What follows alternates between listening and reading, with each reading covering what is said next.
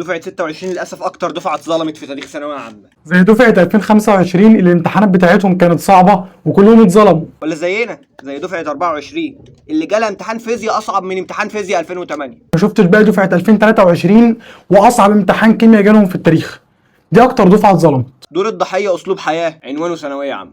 دي كانت حياتك. السلام عليكم يا جدعان، ازيكم عاملين ايه رايكم؟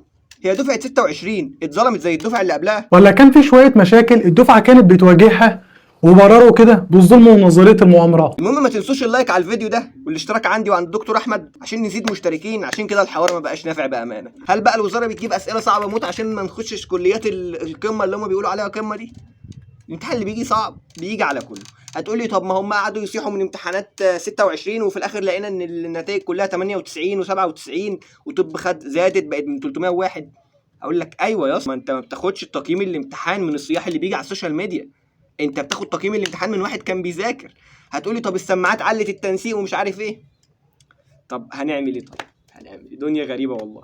اصل مش كل ما اقول لحد حاجه، كل ما اخش في نقاش مع حد في ثانويه عامه من التفكير العقيم ده يقول لي يا اسطى السماعات، يا اسطى يا اسطى السماعات، يا اسطى يا اسطى السماعات. طب والمصحف يا جدعان؟ ما حد بيجيب مجموع عالي بسماعات. انت عارف اللي بيجيب مجموع عالي بيبقى بغش لجان، يعني مثلا لجنه سايبه فهو بيغش مع بعضه من ناس شاطره موجوده في اللجنه بتوع يعني حتى لو هتستخدم جمله افهم الجمله اللي انت بتقولها. قول لي مثلا كان في غش جماعي، ما تقوليش سماعات. جدد الافيه، جدد.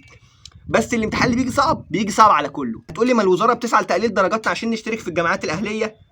يا اسطى ما هو نفس العدد اللي هو 10000 ونص بتوع طب، حتى لما قالوا هيقللوا العدد ده دي اشاعه، ما قللوش العدد ده، خدوا 10600 طب بشري تمام، ونفسها اسنان ونفسها علاج طبيعي. هو مجرد تنسيق بترتيب جمهوريه، مالكش دعوه الامتحان جه صعب جه سهل جه متوسط جه فوق المستحيل. هو بقى زود لك الجامعات الاهليه عشان يزود عدد الملتحقين بطب اهلي والحكومه تستفيد عشان الجامعات الاهليه تبع الحكومه، دي حاجه مالكش دعوه بيها. او زود الجامعات الخاصه، دي برضو حاجه مالكش دعوه بيها. لو انت معاك فلوس خش، مالكش دعوه هم يزودوا ولا ما يزودوش. تاني نقطة، هل فعلا في ورق بيتبدل في الثانوية عامة وفي ظلم في الثانوية عامة ولا لا؟ يعني كان في فعلا حاجة اسمها حد كان حاسب حاجة و90 وراح لقي نفسه جايب 40%؟ بص يا عم، هل في ظلم اصلا في الثانوية عامة؟ الظلم هنا هنقسمه لحاجتين، ظلم في النظام نفسه، في نظام التعليم نفسه في ثانوية عامة، والظلم التاني هل في ظلم اصلا في تبديل الورق وكلام شبه كده ولا لا؟ بص، من ناحيه الظلم في ثانويه عامه فظلم في ثانويه عامه في طبعا، واي حد مسلم بكده في النظام نفسه، لان من 2021 لحد النهارده في الاسئله نفسها جدليه، حتى لو سؤال واحد في ناس بيقف معاها الكليات بتاعتها على درجه ودرجتين وكلام شبه كده. فانت بالتالي لما تحط اسئله مش دقيقه، وهنا بتكلم مش الامتحان كان بتكلم حتى لو في سؤال واحد السؤال ده صياغته مش دقيقه، فانت كده تظلم الطلاب، والكلام ده موجود من 2021 لحد النهارده، فده كلنا مسلمين بيه.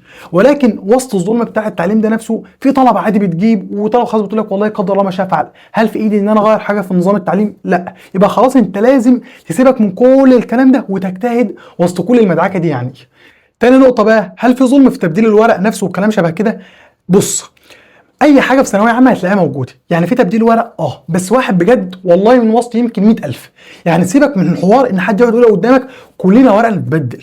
خلينا واقعيين دلوقتي، ثانويه عامه السنه دي فيها 900 حاجه و20 الف باين طالب او حاجه شبه كده، انت لو رحت 800 الف طالب بيقول لك ورقنا اتبدل، فهل ده يعقل؟ 800 الف طالب ورقهم اتبدل، انت بتبدل مع مين؟ مفيش اصلا 800 الف طالب تاني. فالمشكله ان في فئه كبيره قوي قوي في طلاب ثانويه عامه ان هو بسبب ان هو تعرض لبعض الظلم في حاجات تانيه، فيبدا يعمم الظلم على كله، يقول لك مثلا انا ورقي اتبدل، مع ان الورق ما اتبدلش ولا حاجه، بس هو ظلم زي ما قلنا في حته ان النظام كان وحش، ظلم مثلا في ان الامتحانات مش دقيقه 100%، كل ده حاجات احنا تعرضنا لها كظلم كده كده ومتفقين فيه. ولكن كتبديل ورق والله تبديل الورق ده قليل جدا جدا جدا، فما تخليش حد يقول لك ايه انا اتورق قدام اتبدل وده ورق اتبدل وده ورق اتبدل.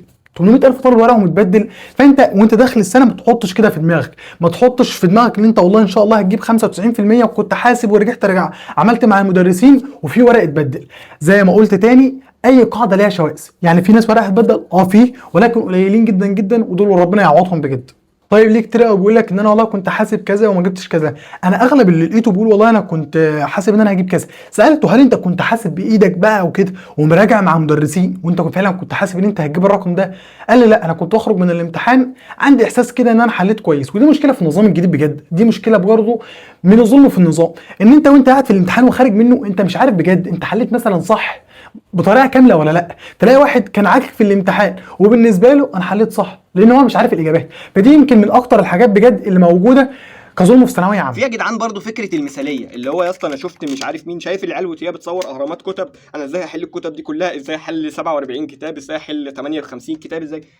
اهم حاجه وانت بتحل الكتب تستفيد بحل الكتب مش بالكم. يعني مثلا ما تجيبليش 5 كتب وتقول لي لا انا هخلص ال5 كتب وانت مش هتخلصه، ما تحل باب اول من هنا، باب تاني من هنا، باب تالت من هنا، ومش هتخلص ال5 كتب.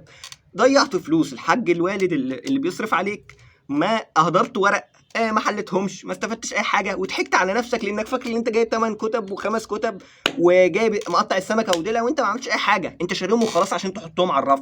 فاهم حاجه تستفيد من حل الكتب نفسها اكتر من عدد الكتب. يعني انت بس حل الكتابين بتركيز موت واستنبط كل افكارهم وكده، يكون الحمد لله جبرت على كده. بس خلاص حل، انا عايزك تحل لي مثلا خلال السنه كتابين والمراجعه النهائيه كتابين، مش عايز اكتر من كده والله. اما بقى شغل هحل في الشرح 4 كتب وفي المراجعه النهائيه 8 كتب، الحوارات دي فكك منها والله، ما تاكلش عيش. رابع نقطه لازم نتكلم عنها، البلوجرز بتاعوا التيك توك واللي بيقعدوا يصحوا طول السنه. اي حد بيقعد يصح طول السنه. بص التيك توك ده اكتر حاجه والله ممكن توقعك في السنه، ومش عشان الوقت اللي بتضيعه، ولكن عشان نقطه مهمه قوي قوي قوي، ان انت لو انت كنت مقصر في وقت معين، كلنا بيجي علينا وقت وبنكون مقصرين فيه، فانت ممكن توصل شهر 12 تلاقي نفسك والله مش قادر تذاكر ومش عارف ايه، فانت تستسلم للواقع وتبدا تهمل في مذاكرتك. هتعمل ايه؟ هتفتح التيك توك.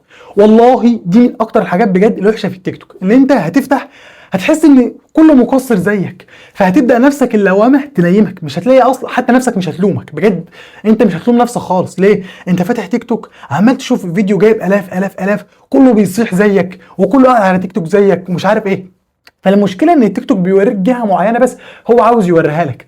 التيك توك او غيره من السوشيال ميديا مستحيل يوريك ال 900,000 طالب، فاهمني؟ في ناس قاعده ومش فاتحه تيك توك اصلا وكلام شبه كده، هو مش بيعرض لك اللي الفئه دي. عامل زي مثلا حد غش بالسماعه مثلا وجاب 95 10 20 100 يا عم، فتبدا تديله 100 من وسط يا عم مليون طالب ولا حاجه، فالسوشيال ميديا يبدا يعرض لك ال 100 طالب دول، فانت تبدا تحس ان كله كان داخل بسماعات، قصدي يعني كله جاي مجموع بسماعات، فانت تبدا تحس ايه ده كله جاي مجموع بسماعات. فدي اكبر مشكله انت تعاني فيها في بتوع التيك توك.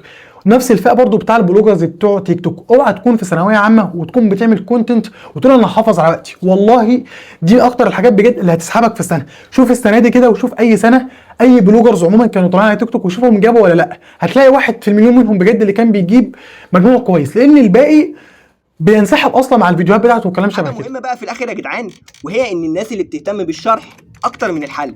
بشوف الناس مثلا بتتفرج على فيديو شرح 8 او 9 او 10 او 12 ساعه ويقول لك يا عم الحل، يا عم الحل هسيبه الاسبوع الجاي، يا عم ايه ده ما حلتش على الباب، يا عم هسيب الحل للشهر الجاي، يا عم مش عارف ايه ده.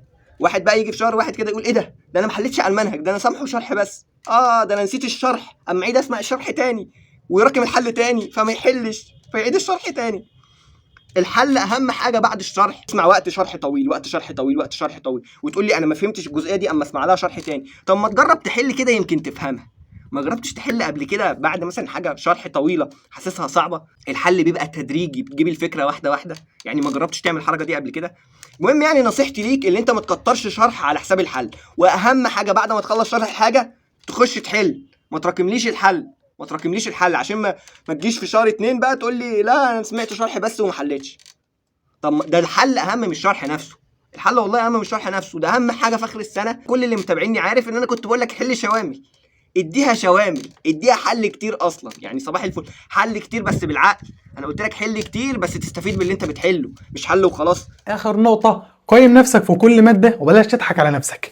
يعني ايه؟ انت قاعد خلال السنه بعيدا عن المدرس، ثانويه عامه مش مدرس، مفيش حاجه اسمها انا ماشي وبره مدرس 100%، قصدي المدرس تمام اسمع كلامه وكل الدنيا دي، ولكن لازم انت تعمل مجهود اضافي جنب المدرس. تعالى كل شهر كده ولا حاجه قيم نفسك في كل ماده، شوف والله انت مستواك عامل ايه في الكيمياء، مستواك عامل ايه في الانجليزي، شوف بمستواك الحالي ده ما تضحكش على نفسك. شوف مستواك دلوقتي مثلا في الكيمياء، هل هيوصلك ان انت لو دخلت امتحان صعب تعرف تحل في الكيمياء؟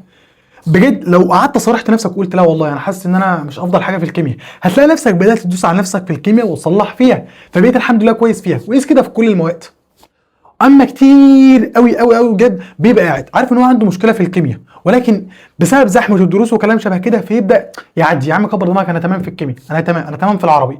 هو عارف مثلا انه عنده قاعدتين 3 مثلا في الانجليزي مش فاهمه، ومع ذلك هو مصر لا تمام ان شاء الله هعرف احل فيها، وهو مش هعرف يحل فيها ولا حاجه بجد. هو بيسكن نفسه، بيدي مسكن لنفسه. هتبدا الشهر ورا شهر ورا شهر انت عمال تسكن في نفسك، هتلاقي نفسك دخلت في المراجعه النهائيه وانت وراك حاجات قد كده، فيتراكم عليك تدخل الامتحان بجد مجهودك كله يضيع وتدخل ما تعرفش تحل في الامتحان. وده بجد طبيعي جدا ان انت تدخل ما تعرفش تحل في الامتحان. انت كنت قاعد طول السنه عارف ان انت عندك مشكله في ماده معينه وانت كنت سايبها. انا كواحد كان عندي مشكله كبيره جدا في الفيزياء، كنت قاعد طول السنه بجد عمال احاول في الفيزياء وما كنتش عارف، مش لاقي لها حل، مش عارف احل.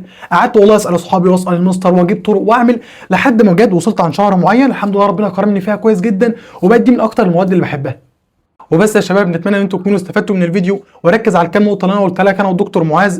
وبالنسبه لاي دفعه جديده او اي ولي امر بيشوف الفيديو، فالقصد خالص مش ان احنا نقعد نقول ان ابنك كان بيذاكر وابنك مش بيذاكر، وان مش عارف اللي ذاكر بس هو اللي جاب واللي ما ذاكرش ما جابش. مفيش كده خالص، لكل قاعده شواذ. في ناس كانت شاطره جدا وحصل لها ظروف ودول ربنا يعوضهم، ونفس المبدا في ناس غشت حتى لو واحد من مليون بس وجاب مجموع. فلكل قاعده شواذ، عشان ما حدش يفتكر ان احنا بنعمم قاعده او كلام بشكل معين وياخدوا الكلام على نفسه يعني ويتضايق. وبس يا شباب ما تنسوش اللايك والاشتراك في القناه عندي وعند دكتور معاذ، عشان ان شاء الله يجي لكم الفيديوهات اللي جايه وتستفيدوا.